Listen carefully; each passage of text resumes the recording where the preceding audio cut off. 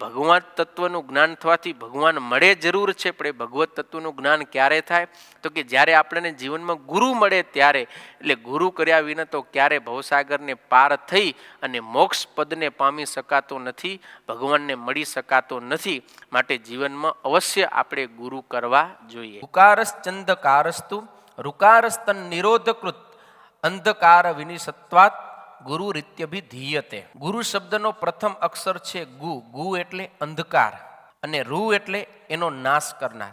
અર્થાત કે જે આપણા અંતરમાં રહેલા અજ્ઞાન રૂપ અંધકારનો નાશ કરે છે એને ગુરુ કહેવાય છે. બરોબર ને? એટલે હરિચરિત્રામૃત સાગરની અંદર પણ કહેવાયું છે ધર્મ, જ્ઞાન, વૈરાગ્ય ને ભક્તિ, આ ચાર જેનામાં અતિ દ્રઢપણે કરીને હોય એવા જ ગુરુ આપણા અજ્ઞાન રૂપ અંધકારનો નાશ કરી શકે છે. તો એવાને જ આપણે જીવનની અંદર ગુરુ બનાવવા જોઈએ.